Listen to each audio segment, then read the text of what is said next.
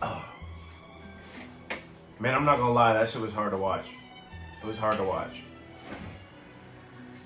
Mike Perry, I mean, my hat's off to him. My hat's off to him. Heart of a warrior, heart of a lion, somebody who I've always admired and respected as a fighter. Greatly. 30 pounds is a big difference. Jake Paul was kind of bullying him across the ring. But I will say this, there was moments in that fight where Mike Perry could have really taken advantage of those empty spaces. There was times in that fight where I thought he was going to implement the game plan that he said he was.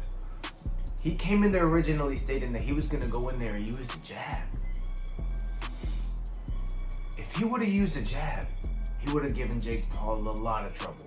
There was a lot of blank spots in that fight where a double jab would have been really useful for Mike Perry. His aggressiveness was not effective because he was following Jake Paul around the ring, not cutting and rushing in without a jab. You can do that with the jab behind it. You can come in behind the jab. But Jake Paul established his jab from the early going was just so much bigger. You could just see the size difference was ridiculous. I do think that Mike Perry clipped Jake Paul with a couple hooks in there. Couldn't catch him with the overhand right. They were very weary of the overhand right, Jake Paul's camp. They came in there with a great strategy and a great game plan. Jake Paul looked very composed, and Mike Perry just looked kind of lost in there. He didn't come in there with the right strategy. I don't know if he even came in there with the strategy. The hands low can't work in boxing that way. You can work, it can work if you're a very quick, fast twitch fighter, but when you're not, it's only a matter of time before you get caught and then you get hit like that. You had to keep your hands up like a turtle shell, which he didn't do. And it just paid the price in the end. His face got beat up real bad, but he did cut Jake Paul. He did hit Jake Paul. Jake Paul did get tired. He did get tired. The pressure was affecting Jake, but he just didn't have everything behind it. He was putting a lot of pressure, which was making Jake tired and making Jake work, but he wasn't able to put punches behind the pressure.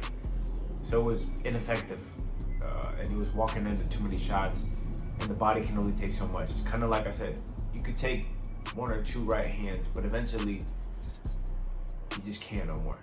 Mike Perry fought like a valiant dog, but he, the matador killed the bull last night, and that's what happened, It was a great fight. I thought it was great for influencer boxing. It was great for boxing. There was some other great fights on the card, some amazing knockouts that happened also.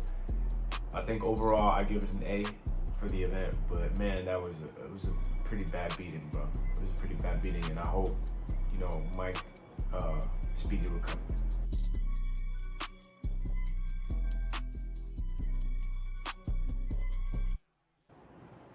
Shout out to Showbiz, and I told Showbiz that it wasn't gonna be no first round knockout. I told Showbiz Mike Perry was gonna make that boy work, and he made that boy work. I don't care what you say, he got his ass whooped, but he made that boy work. Congrats to both.